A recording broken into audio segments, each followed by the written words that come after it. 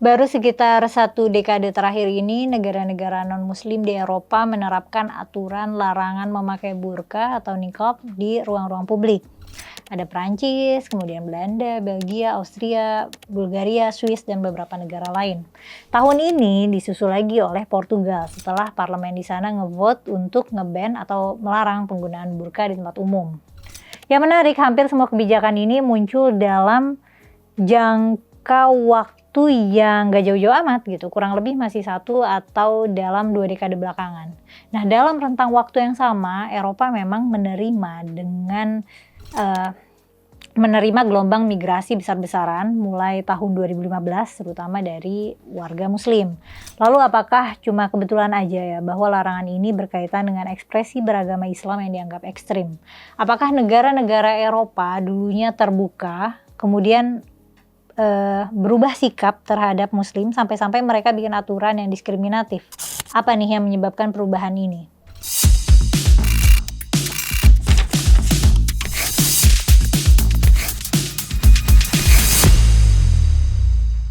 Jejak migrasi dunia muslim pada awal abad 20 itu dimulai sejak runtuhnya Kekaisaran Ottoman atau Utsmaniyah, dan migrasi muslim awalnya masih terbatas di wilayah sekitar Arab Masyriq dan juga Maghrib, dan juga beberapa negara Eropa yang punya hubungan kolonial dengan dunia Arab.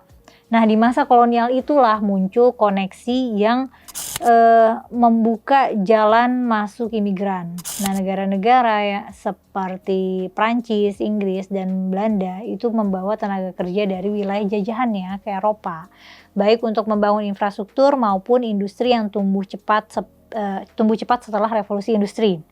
Nah, setelah Perang Dunia Kedua, ketika Eropa butuh membangun ulang ekonominya, hubungannya berlanjut. Prancis mendatangkan buruh dari Aljazair, Tunisia, dan Maroko. Inggris menerima banyak pendatang dari Pakistan, India, dan Bangladesh.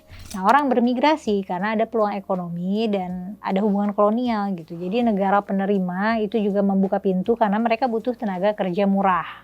Nah, migrasi itu juga dapat dipicu konflik ya. Salah satu yang paling besar itu adalah krisis Suriah tahun 2011. Jadi perang saudara yang berlarut-larut itu bikin lebih dari 1,3 juta orang terpaksa meninggalkan tempat tinggal mereka, dan banyak yang ngungsi ke Eropa. Sampai pernah ada kan berita anak kecil asal Suriah yang terdampar di pantai Turki karena hendak masuk ke Yunani. Gelombang imigrasi ini ya sulit terbendung. Eropa di satu sisi mereka merasa punya tanggung jawab moral untuk menerima pengungsi gitu, karena mereka adalah wilayah yang lebih makmur, lebih sejahtera, dan lebih terbuka. Ya, Jerman kemudian menerima migran untuk dijadikan buruh. Swedia bahkan membuka keran migrasi besar-besaran sampai membuat sekolah dan kebutuhan hidup mendasar yang layak buat para imigran. Tapi di sisi lain juga muncul dilema ya, bagaimana menampung, memproses, dan integrasikan jutaan orang dalam waktu yang singkat gitu, bagaimana? Nah, tekanan ini akhirnya mendorong kesepakatan Uni Eropa dan Turki pada Maret 2016. Posisi Turki yang secara geografis dianggap strategis itu ditugaskan untuk menampung imigran yang masuk ke perbatasan Eropa. Nah, pembatasan ini sebenarnya juga merupakan upaya menahan laju imigran supaya nggak masuk lebih jauh ke benua Eropa. Dalam perjanjian itu, Turki setuju memperketat perbatasan dan menampung imigran, dan imbalannya Uni Eropa menjanjikan dukungan finansial. Laju imigrasi emang jadi kena rem ya, tapi imigran muslim yang sudah hidup di Eropa itu juga mengalami tantangan berupa proses integrasi yang gak mudah.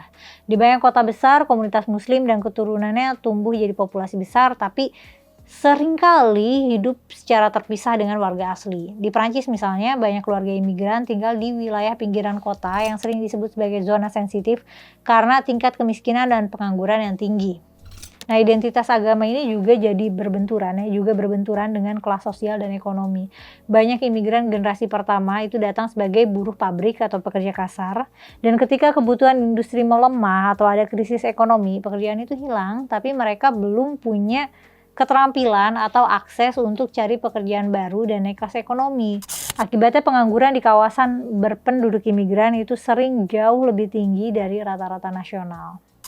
Masalah bahasa juga berpengaruh ya terhadap segregasi ini. Di sebagian komunitas, anak-anak itu cuma diajari bahasa ibu mereka, tanpa diajari bahasa resmi di negara mereka tinggal. Akhirnya mereka kesulitan di sekolah dan kesulitan juga di pasar kerja. Nah, bersosialisasi dengan anak-anak lain di luar kelompok pun jadi lebih susah gitu. Nah, narasi ini makin kuat waktu politisi sayap kanan dan media populis mulai bicara bahwa kebijakan yang terlalu terbuka ke imigran itu bisa jadi ancaman buat identitas Eropa. Di Belanda awalnya malah mereka mencoba merangkul multikulturalisme. Pemerintah waktu itu ngasih kursus bahasa Belanda buat para imigran, tapi juga ngizinin mereka tetap pakai bahasa dan budaya asal. Bahkan anak-anak mereka masih bisa belajar bahasa ibu di sekolah. Niatnya baik ya, niatnya mulia biar para imigran bisa beradaptasi tanpa harus kehilangan identitas kulturalnya. Tapi akhirnya banyak komunitas tumbuh terpisah, hidup di lingkungan yang gak banyak bersentuhan sama masyarakat Belanda pada umumnya. Nah, di beberapa daerah bahasa Belanda itu jadi jarang dipakai dan nilai-nilai sosial dalam Islam yang berlaku juga kadang bentrok nih sama cara hidup orang lokal yang lebih sekuler dan liberal. Lama-lama yang dulu disebut keberagaman malah kelihatan kayak keterpisahan gitu. Para imigran dan warga setempat itu gagal berintegrasi, apalagi setelah muncul masalah kayak tingginya pengangguran, kriminalitas, dan perbedaan budaya mencolok. Pada tahun 2002 sempat muncul respons ekstrim terhadap kritik yang diutarakan terhadap situasi imigran di Belanda. Jadi ada seorang politisi bernama Pim Fortuyn, dia bilang Belanda tuh bakal kehilangan jati diri liberalnya kalau terus menutup mata terhadap masalah integrasi. Dia bilangnya dia bukan anti-Islam, tapi dia terang-terangan bilang kalau budaya Islam konservatif itu nggak cocok dengan nilai-nilai kebebasan yang selama ini dijaga Belanda. Di pemilu tahun 2002, partainya bahkan diprediksi bisa jadi kekuatan besar di parlemen. Tapi 9 hari sebelum pemilu, Fortuyn ditembak mati di kota Hilversum oleh seorang aktivis hewan bernama Volker van der Graaf. Jadi pelakunya memang bukan ekstremis Islam ya. Nah, di pengadilan Van der Graaf itu membunuh Fortuyn karena dia merasa bahwa kampanye anti-imigran, terutama imigran muslim, itu dapat mengancam hak-hak minoritas lainnya. Nah, dia kemudian dijatuhi hukuman 18 tahun penjara dan dibebaskan bersyarat tahun 2014 setelah menjalani 2/3 masa hukumannya. Nah, ini tuh jadi momen yang mengagetkan buat Belanda karena puluhan tahun mereka hidup secara damai dan toleran, tapi tiba-tiba muncul kekerasan akibat politik yang sebelumnya belum pernah terjadi gitu. Nah, 2 tahun setelah pembunuhan Pim Fortuyn, ada seorang sutradara bernama Theo van Gogh yang juga dibunuh oleh seorang muslim keturunan Maroko bernama Muhammad Boyeri. Motifnya diduga karena sutradara ini bikin karya yang dianggap menyerang Islam. Tahun 2004, dia bikin film pendek berjudul Submission yang ditulis oleh Ayaan Hirsi Ali, yaitu seorang perempuan kelahiran Somalia yang waktu itu juga jadi anggota parlemen Belanda. Nah, berdasarkan pengalaman Hirsi Ali sebelum pindah ke Belanda, film ini tuh mencoba menggambarkan bagaimana Al-Quran itu begitu kaku, keras, dan restriktif terhadap perempuan. Nah, salah satunya disimbolkan lewat adegan perempuan telanjang yang badannya dianiaya dan tertuliskan ayat-ayat Quran. Nah, simbol bahwa perempuan harus tunduk di bawah suami dalam kondisi apapun gitu. Nah, kalau sebelumnya orang Belanda masih bisa melihat pembunuhan Pim Fortuyn itu sebagai kasus politik yang ekstrim, kali ini yang muncul adalah ketakutan soal ekstremisme agama. Theo bahkan bukan seorang yang eksklusif mengkritik Islam ya, tapi dia memang mengekspresikan kritik apapun lewat karyanya atas nama kebebasan berbicara dan kebebasan berekspresi. Jadinya ya masuk akal banyak orang Eropa yang akhirnya merasa nilai-nilai kebebasan berekspresi yang selama ini mereka banggakan itu benar-benar diserang secara langsung. Nah, kekhawatiran ini makin menjalar ketika banyak sekali kasus-kasus ekstremisme agama yang memakan korban. Pernah ada insiden malam tahun baru di Jerman pada tahun 2015. Jadi waktu itu ada sekitar 1.200 perempuan melapor ke polisi karena mengalami pelecehan seksual di tempat umum ketika merayakan tahun baru. Nah, setelah penyelidikan, polisi Jerman bilang banyak pelaku yang berasal dari kawasan Afrika Utara dan Timur Tengah. Nah, sebagian diantaranya pendatang baru yang masuk lewat jalur pengungsi. Nah, ini tentunya jadi suatu pukulan karena sebelumnya pemerintah di bawah pemerintahan Angela Merkel ini baru aja membuka pintu lebar-lebar buat pengungsi dari Suriah dan sekitarnya. Paris juga sempat menerima serangan teror pada tahun 2015. Jadi malam itu, tanggal 13 November, ada serangkaian serangan terkoordinasi yang dimulai dari 3 bom bunuh diri di luar stadion Stade de France. Jadi pas itu lagi ada pertandingan sepak bola internasional antara Prancis dan Jerman. Nah, kemudian disusul ada tembakan ke arah kafe dan restoran yang lagi ramai pengunjung. Dan puncaknya terjadi di konser Eagles of Death Metal di Teater Bataclan, di mana ada penembakan dan ratusan orang dijadikan sandera. Ada 137 orang tewas dan lebih dari 400 orang terluka. ISIS kemudian mengklaim bertanggung jawab atas tragedi ini dan menyebut bahwa aksi itu sebagai balasan atas serangan udara Prancis di Suriah dan Irak. Pasca serangan itu, Prancis langsung menetapkan status darurat nasional selama 3 bulan. Pemerintah melarang demonstrasi, memberi kewenangan polisi buat menggeledah tanpa surat izin, menahan orang tanpa pengadilan, bahkan memblokir situs-situs yang dianggap menyebarkan ekstremisme. Dari titik itu, banyak negara lain yang mulai mengambil langkah serupa dengan memperketat keamanan dan membatasi simbol-simbol keagamaan. Pelaku bomnya disinyalir berasal dari Eropa sendiri, banyak dari mereka lahir dan besar di Prancis atau Belgia. Salah satu yang paling sering disebut adalah wilayah Molenbeek atau Schaerbeek di Brussels yang akhirnya dikenal sebagai tempat persembunyian para pelaku teror. Padahal kalau dilihat cuma sebagian kecil banget dari warga sana yang punya hubungan sama kelompok teroris, tapi wilayah itu udah lama jadi target empuk buat perekrutan ekstremisme. Kondisi sosial ekonomi di dua daerah itu emang bikin mereka terombang-ambing ya. Banyak warganya yang keturunan imigran Turki dan Maroko yang datang ke Belgia sekitar tahun 60-an. Tapi sampai generasi kedua dan ketiga mereka masih hidup dalam garis lingkaran kemiskinan. Data sensus Belgia tahun 2011 nunjukin angka pengangguran usia muda di Molenbeek itu mencapai 27%. Lebih tinggi dari rata-rata Brussels yaitu 19%. Baik juga yang nggak lanjut pendidikan tinggi karena sistem sekolahnya itu sudah tersegregasi dari lama.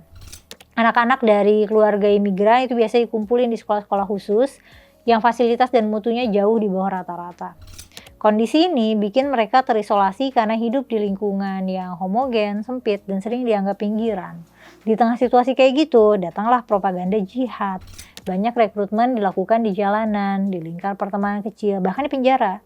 Ya, menurut data Europol, anggota baru kelompok ekstrim di Belgia itu pernah punya catatan kriminal. Mereka yang masuk penjara karena kejahatan kecil gitu, ketemu dengan orang-orang yang udah lebih dulu terpapar paham ekstremisme. Dan dari situ jaringan baru terbentuk.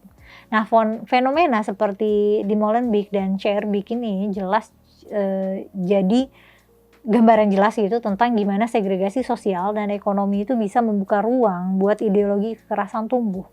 Ya emang belum tentu karena Islam itu sendiri, tapi karena kombinasi masalah kemiskinan, keterasingan, dan rasa kehilangan arah itu dimanfaatkan oleh kelompok ekstremisme buat narik simpati, buat narik simpatisan dan anggota. Ada memang sebagian kelompok yang dengan sadar membawa misi untuk menegakkan syariat Islam di tanah Eropa. Mereka bukan cuma merasa bahwa Eropa telah menjauh dari nilai moral, tapi juga percaya bahwa sistem sekuler yang liberal itu ya salah secara ideologis. Ya. Dalam sebuah penelitian tentang fundamentalisme agama dalam kelompok Muslim dan Kristen di Eropa Barat, itu ditemukan temuan menarik ya mengenai pandangan keagamaan para imigran Muslim serta generasi kedua yang lahir di negara-negara Eropa. 60% dalam penelitian itu setuju bahwa pemeluk Islam harus kembali ke Islam yang otentik dan 75% percaya bahwa cuma ada satu interpretasi Islam yang benar. Sebagian besar juga berpendapat bahwa aturan dalam agama itu melebihi segala aturan apapun dalam negara baru yang mereka tinggali. Pertanyaannya kemudian adalah sampai sejauh mana sih toleransi dan multikulturalisme itu bisa dijaga kalau ternyata ada sebagian kecil orang yang justru pakai kebebasan itu untuk menolak nilai-nilai dasar negara tempat mereka tinggal yang tadinya itu adalah alasan mereka bisa masuk ke dalam negara tersebut. Swedia yang dulunya juga dikenal terbuka dan toleran terhadap imigran sekarang juga muncul di media karena berita kekerasan dan konflik geng. Naiknya konflik-konflik ini disinyalir terhubung dengan kebijakan imigrasi di Swedia yang sempat begitu terbuka. Ada wilayah-wilayah yang kemudian tingkat penganggurannya tinggi, pendidikannya rendah, dan lagi-lagi terisolasi dengan kehidupan warga Swedia. Disitulah geng-geng yang berlatar belakang imigran dari Turki dan Balkan ini tumbuh. Pemerintah sana kemudian ingin mempersempit akses bantuan sosial bagi imigran dari luar Uni Eropa dan mewajibkan anak-anak dari keluarga imigran untuk masuk preschool supaya lebih cepat menguasai bahasa Swedia dan harapannya bisa beradaptasi dengan nilai-nilai lokal sejak dini. Jadi ada pergeseran negara-negara ini dalam memandang imigrasi. Awalnya terbuka banget dan sekarang jadi waspada dan hati-hati banget. Makanya ada juga negara yang dari awal kekeh menolak imigran muslim. Contohnya Polandia dan Hungaria ya. Dua negara ini dari dulu memang punya sikap yang keras soal imigrasi. Waktu krisis pengungsi Suriah tahun 2015 ya, ketika negara-negara Eropa Barat masih sibuk bahas kuota penerimaan pengungsi, pemerintah Polandia dan Hungaria dari awal sudah menolak. Hungaria bahkan sampai bangun pagar baja di sepanjang perbatasan selatan untuk menutup jalur masuk pengungsi dari luar Eropa. Perdana Menteri Viktor Orban itu menegaskan masalah benturan budaya. Dia juga menyebut bahwa orang-orang yang datang ke Eropa itu berasal dari latar belakang agama dan budaya yang sangat berbeda. Kebanyakan bukan Kristen, tapi Muslim. Dan dalam pandangannya hal itu bisa mengancam identitas dan nilai-nilai Kristen yang selama ini jadi dasar peradaban Eropa. Polandia juga punya sikap yang nggak main-main ya soal imigran Muslim. Pemerintahnya mengaku bahwa mereka punya banyak masalah internal seperti masalah ekonomi, demografi, dan masalah identitas sehingga merasa belum siap menampung pendatang besar-besaran dari luar Eropa. Apalagi mayoritas masyarakat Polandia sangat erat secara spiritual dengan agama Katolik dan identitas nasional yang kuat. Jadi dalam pandangan mereka tuh penolakan terhadap imigran Muslim bukan cuma karena soal keamanan semata, tapi juga karena mereka takut kehilangan jati diri budaya mereka. The right-wing party of Poland argues that such immigration poses a threat to Poland's Catholic and Slavic cultural identity, as well as its national security. Nah, dengan latar sejarah panjang soal kemerdekaan dan mempertahankan identitas selama ratusan tahun, sikap protektif Polandia makin dipahami sebagai upaya menjaga kedaulatan budaya mereka gitu. Kebijakan mereka juga didorong oleh pandangan bahwa multikulturalisme yang diterapkan di negara barat itu telah gagal karena sudah banyak terjadi konflik sosial dan komunitas yang hidup tersegregasi. Nah, maka dari itu mereka lebih tertutup dalam hal penerimaan imigran Muslim. Menariknya, di dua negara ini tingkat kejahatan relatif lebih rendah dan kasus terorisme hampir nggak ada. Tapi bukan berarti itu karena mereka lebih aman secara alami ya. Banyak pengamat bilang karena mereka memang tidak banyak menerima pendatang dari luar. Jadi masyarakatnya itu ya memang homogen dan tertutup. Di satu sisi itu bikin stabil, tapi di sisi lain itu juga nunjukin betapa dalamnya jurang antara Eropa Barat yang multikultural dan Eropa Timur yang masih sangat protektif terhadap budaya sendiri. Nah, kalau dilihat dari perjalanan panjangnya, posisi Eropa terhadap imigran dan Islam itu ya memang kayak dua sisi mata pisau ya. Di satu sisi semangat multikulturalisme itu bikin mereka bisa tumbuh jadi masyarakat yang terbuka, toleran dan beragam gitu dan majemuk. Banyak orang datang membawa kontribusi ekonomi, seni dan bahkan politik, tapi di sisi lain keterbukaan ini juga ada risikonya, ada konsekuensinya. Ketika nilai-nilai yang datang dari luar itu nggak bisa menyatu dengan nilai lokal, akhirnya muncul dinding terpisah di antara keduanya. Nah, kasus-kasus ekstrim yang terjadi mulai dari konflik sosial, serangan teror, sampai perdebatan simbol keagamaan kayak misalnya burka atau jilbab itu kan nunjukin bahwa integrasi itu nggak bisa dibangun dengan modal niat baik gitu atau dengan slogan-slogan toleransi gitu. Memang harus ada pemahaman yang sama tentang nilai kebersamaan. Negara-negara yang dulu bangga dengan keterbukaannya sekarang banyak yang mulai menutup diri. Mereka bikin aturan baru, memperketat perbatasan, bahkan secara simbolik menolak ekspresi identitas tertentu. Dunia sekarang udah nggak bisa lagi hidup dalam isolasi. Pergerakan manusia, ide, dan budaya itu udah nggak kenal batas. Lalu pertanyaannya adalah, apakah ada titik seimbang antara keterbukaan dan keamanan, antara toleransi dan kontrol, antara multikulturalisme dan identitasnya sendiri? Karena dunia yang makin terhubung, menolak keberagaman itu tampaknya bukan solusi yang realistis. Tapi kalau menurut kamu gimana nih? Apakah nilai-nilai kebebasan dan nilai-nilai sekularisme di Eropa itu benar-benar bisa berjalan berdampingan dengan ajaran Islam yang punya batas moral dan sosial sendiri? Bisa nggak sih dua pandangan dunia yang begitu berbeda itu berakhir saling menghormati? Tulis di kolom komentar ya. Makasih udah nonton sampai selesai. Sampai ketemu di konten selanjutnya.